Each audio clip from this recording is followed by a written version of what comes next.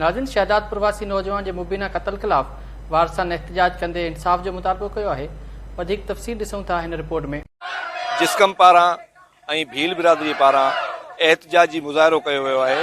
अचो ख़ान पुछूं संदुन छा चवणु आहे। मुंहिंजे छोकिरे कत्ल करे ऐं फांसी जे फंदे सां लटकायो वियो आहे, जेको सरासरी ग़लति आहे। पहिरीं कत्ल करे पोइ जेको लटकायो वियो आहे, असांखे ॾिठ ॾेखारी तव्हांजो पुटु फांसी खाई मरी वियो आहे, जंहिंजी हीअ असांखे तस्वीर ॾिसो।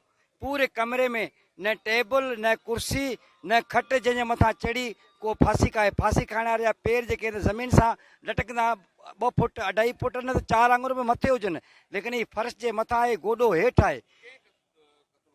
इहो कत्ल जी जेका कारण ॾिसिजे पई त घर में सिर्फ़ु 2 माण्हू जे ज़ाल मुड़ुस ऐं 3 ॿार ही आहिनि। 3 ॿारनि खां ॿार त बेसमझनि, ज़ाल मुड़ुस खे ख़बर की कोन थी पवंदी। ज़ाल खां सुबुह जॾहिं पुछियो चए मूंखे त काई ख़बर न आहे, मूं त उथी सुबुह साण लाश ॾिठो आहे। तोखे घर में रहण वारी खे ख़बर की कोन त मुंहिंजो मुड़ुसु उथियो आहे कटता या न।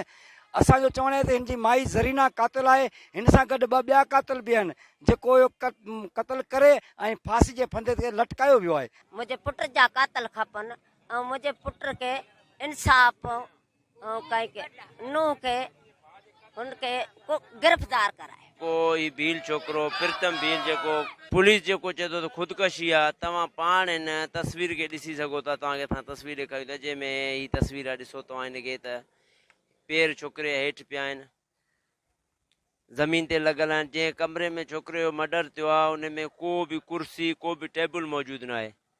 5 ॾींहं गुज़रण बावजूदि पुलिस माइटनि जे मर्ज़ी जो न एफआईआर थो कटे, न पुलिस को माइटनि सां तावन करे थो। हीअ वीचारा 5 ॾींहं खां पुलिस जे पोयां रुली हींअर जेको मजबूर हिननि धरणो हयो आहे। असां जीअं सिंध क़ौमी महाज जे प्लेटफॉर्म तां पंहिंजे सिंधी क़ौम सां गॾु आहियूं। कल मां एसएचओ साहब सां फ़ोन ते ॻाल्हायो त मां सादकाबाद आहियां, 5 बजे मिलां थो।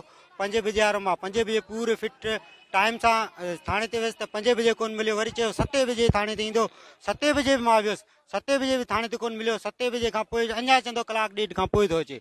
मां त थाणे जा चकर लॻाए बेज़ार थी विया। को कॉन्टेक्ट को रिस्पॉन्सिबिलिटी का हिकु मिसाल जी ॻाल्हि आहे, को तावन करे असां सां को बि थाणे वारनि जो को बि तावन न आहे। असां वञूं था त ईअं वेठा आहियूं जीअं को हाल हवाली बि न आहे त कहिड़े हिसाब सां कहिड़े कमकार सां आयो हुयो, का ख़बरचार ॾियो।